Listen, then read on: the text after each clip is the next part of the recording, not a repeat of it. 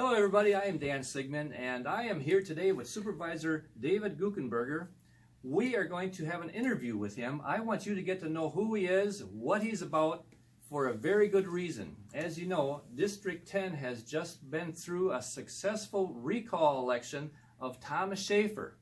Now Tom was on the executive committee at the county board level. We know that there is going to be a replacement for him, and I want you to get to know David Guckenberger for that very reason. So David, it's a pleasure to have you with us today. Yeah, good evening. Nice to see you. So let's tell the folks who you are, some of your background information, where you live, and what's going on. You know, who's David, huh? Yes, who is David? So I grew up in Appleton and attended school in Oshkosh and then ultimately in Madison. Initially, I moved to Rockford, Illinois. You've been around a little, huh? Rockford. And ultimately, I chose to return to Wisconsin. And I had a goal in mind somewhere between Madison and Milwaukee. And I settled in town of Ashippun. And we moved there in 1990, which was coincidental. Yes. Same time my son was born, my firstborn. So I've been in Ashippun for about 32 years. And I think it's God's country, you know. I mean, it's a little part of Dodge County, but sure. Ashippun's a wonderful place. Once I got to Ashippun, I got involved with local politics. I worked a little bit on school board, fought to be on school board for a long time, probably 10 years.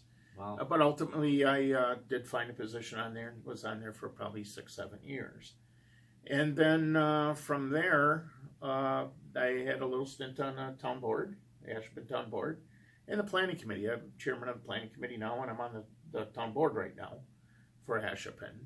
So I'm also on the county board. Wow. So I'm somewhat busy. So you're familiar with how everything works, huh? Yeah, a little bit here and there. Yeah. So. Well, how did you get on the county board? How did that happen? County board. So about 5 years ago, the fellow that was elected, for whatever reason, he quit. Oh, really? Yeah, he left his position. So there was an open position, and when open position occurs, the board chairman interviews and selects somebody and makes a recommendation to the full board to appoint. And I was encouraged to put my name in as a candidate, and I did. I went up and I interviewed with Russ Kottke. And I think there was 2 or 3 other people maybe that were part of that process, and ultimately I was selected. And wow, okay. So I've been on the board about 5 years. I fulfilled that term, and then I've now been reelected twice. So about 2.5 terms for my time on the board. So folks are liking what you're doing, I guess, huh? Well, people in Ashippun, I think, understand what I'm doing. Okay. Yeah. Yeah. Well, from what I've seen, he's doing a great job. So that's why you're getting to know him today. Now, as far as the county supervisor goes, as far as that, your past and present roles on the county board of supervisors, what does that entail? Yeah. So when an individual is appointed to the board, typically they take on the same committees of the person who was there before you. All right. So much like you, or you're going to be taking over for Mr. Schaefer, and I think you're going to be appointed to Land Resources and Park Committee. That's what it sounds like. Yeah, yes. We'll talk about committees in a minute maybe. But the person I replaced, he was on finance and a committee, Land Information Systems, I think it was called. That committee is no longer in existence. I haven't heard that one. No, I encouraged the disbanding of that committee because I just didn't feel like it had very good function. Okay. Since then, every 2 years there's an organizational meeting of the board, and much like you or me, we're going to elect a chairman of the board, and the chairman gets to make committee appointments. So the last chairman makes all the committee appointments? He makes all of the appointments, and then the full board approves them. Okay. Yeah. Okay. So the election is going to be in April. Right. Yours is a little bit different. So the last election, April of 2020. And then we convene in April. We have what's called an organizational meeting. We're going to nominate and elect a chairman, a vice chairman, a second vice chairman, and 4 at-large members to this executive committee. Okay. And we'll talk about that in a minute. But once that chairman is elected, he becomes the person who's going to appoint to committees. Gotcha. So the chairman typically asks what committees you want to be on, and he tries to honor those requests. So I was on finance and IT in the last term. And then when we got to this term, I requested to stay on IT and then to be appointed to JPP. It's called Justice and Public Protection. So I left the Finance Committee, I went to this JPP committee, and I'm still on IT. So, I mean, that's my roles there. I mean, so you're familiar with how that all works and how important it is. And tell us a little bit, if there is more to say about the committees and how that works with the full board, and then go into the executive committee and why that's so important. Sure. So, you know, of course, there's 33 elected members on the full board, and each of them represents about 3,000 people. There's 90,000 people in the county with 33 members, so it's about 3,000 people. And that's the way the lines are drawn for representation. So you're in District 10, I'm District 11. Right.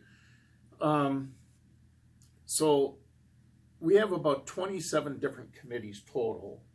And then there's typically 3 to 5 to 7 members of these committees. And we always have an odd number of county board members. So typically it'd be 5. I mean, most of the committees are going to see 5 county board members on that committee. So, for example, I'm on IT. I'm chairman of the IT committee, and there's 4 other members there with me. And we have monthly meetings. So county government is pretty much policy driven.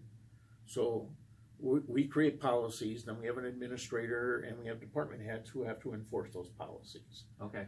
So you're going to find when you get there, you're going to be on a committee, and you're going to create a policy, and that policy is going to be created at that committee level. Okay, at the committee level. Yep, Okay. and voted upon, and then it'll be ideally, enforced by the department heads and or the administrator. Then you have executive committee, which is kind of a special committee. So executive committee is always elected. So there's 7 members on the executive committee. The first 3 are always the elected board chairman, the elected vice chairman, and the elected second vice chairman. That's Right. the first 3 Okay. members. And then they have 4 at-large members. Picked from the rest of the supervisors on the Right. board. Okay. So we have an organizational meeting. Somebody would nominate somebody, so I could nominate you, and you'd be put on a ballot. And we have votes, and we continue to have votes until a person gets a majority, 17 people. Okay. And once that person becomes elected, then we have revotes until we get So down you fill all those positions. all 4 positions. All right. Yeah. Right. So why is this executive committee really kind of important? Because we know that there's a open position on it because of Tom Schaefer's leaving it. So Yep. why is that important, do you think? So the executive committee has 2 primary functions. One is, of course, policy, and the other one is oversight and supervision of the county administrator. So you hire a county administrator to operate the county, put him in charge of the whole county. And then the executive committee should be that oversight over him. He ultimately has full power, but then the executive committee would sit over the top of him and supervise and Just make sure things are being done right and policies are being followed, that kind of thing? policies are being followed, right. So I've got 5 years of experience here. I am ready for the challenge. And I just, there's times where I'm not happy with what is going on. Okay. I know District 10, we recalled Tom Schaefer because we didn't like how he was doing his job, you could say. And there is a chance that there will be other people nominated for this position that'll be not to the liking of we the people too.